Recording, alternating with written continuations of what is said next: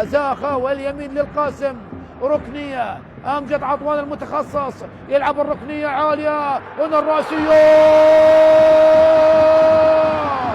جول جول جول جول جول، هداف الفريق هنريكي شاهد الركنية ورأسية بالرغم من وجود أوديني جورج مع كوستافو هنريكي، لكن هنريكي ضحى بزاوية صعبة على علي خالد. نعم صعبة وصعبة جدا على علي خالد، وبالتالي هدف أول للهداف كوستافو هنريكي. عطوان بالتخصص على لعب الركلة الركنية، ومهند قاسم ايضا يحذر وينبه. ركنيه الان امجد عطوان كره عاليه، يا الله هدف ثاني عن طريق برازيلي اخر، يبدا بحراره واي حراره.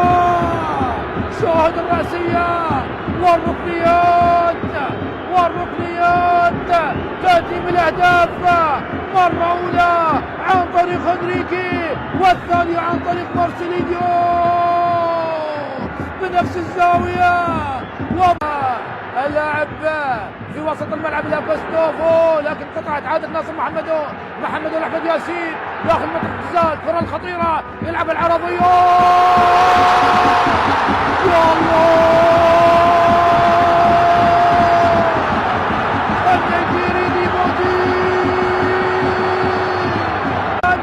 كل شيء لمصلحة نادي زاخو. يعني شاهد التمرير الدفاعي غير جيد من برا، لعب الكرة وحسين محسن أتى متأخر، ومن يأتي متأخر لا يصل يحسن محسن، والوصول كان لديبوتي أوغونايشي بنفس الزاوية اليمنى لعلي خالد، من أمام علي الكاظم. الحارس حاتم وعلي الكاظم لمن الغلبة، الحارس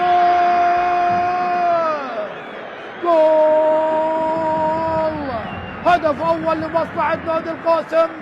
أسود صورة يسجلون الهدف التقليدي. اللاعب الحارس حاتم الذي يسجل ثامن أهدافه في دورينا، سبق وأن سجل ثنائية في أربيل وثنائية في الشرطة وفي مرمى الحدود ونفط البصرة ونوروز، والآن يزور شباب زاخو.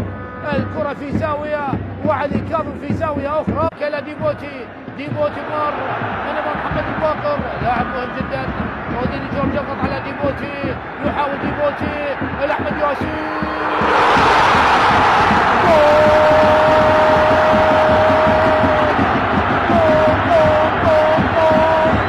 هدف رابع لزاخو، يشعل وفني ومهاري لديبوتي، وديبوتي على طبق من ذهب، كرة مقشرة إلى أحمد ياسين ووضعها في الزاوية الصعبة. ما هو لا أعرف ماذا تكتب، لكن يبقى المدرب لديه الملاحظات. نعم، هل هناك ملاحظات معينة يريد أن يكتبها البلوشي؟ تمرر الكرة، ماذا تفعل؟ يا الله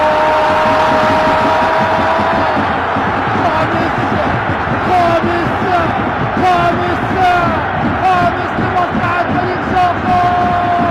أيقظة أحمد نور قبل ثواني، دخلت يا أحمد نور، دخلت وأنت خارج الفورمة، دخلت وأنت خارج التركيز، وبالتالي هذه تمريرة مايسترو، تمريرة لاعب خط وسط أحمد نور إلى من؟ إلى الهداف بالفطرة، إلى البرازيلي الذي لا يرحم أمام المرمى، لا يرحم بهذه الكرات. وهذه المباراة الثامنة الركنية الآن لمصلحة فريق زاخو. أمجد عطوان يلعب الركنية على القائم الأول، والكرة الخطيرة كوستافو،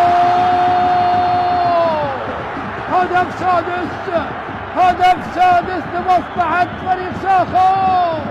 هاتريك لكوستافو بالرغم من وصول إلى درجة الحرارة إلى 5 و4 درجة مئوية، لكن من حرارته، من طبعا حرارة التشجيع، خلاص خلع الملابس، نزع القنصلة، وها هنا الهدف السادس.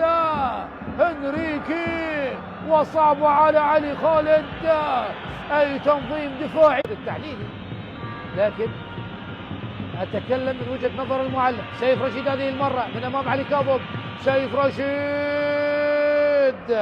يسجل هدف ثاني لفريق القاسم في الدقيقة 85. سيف رشيد يسجل هدف 80 يقلص الفارق إلى هدفين. المباراة الأكثر تسجيل الأهداف 6-2، 8 أهداف، 6 لزاخة وهدفين لفريق القاسم. طبعا هدفين لفريق القاسم و6 لزاخة أيضا.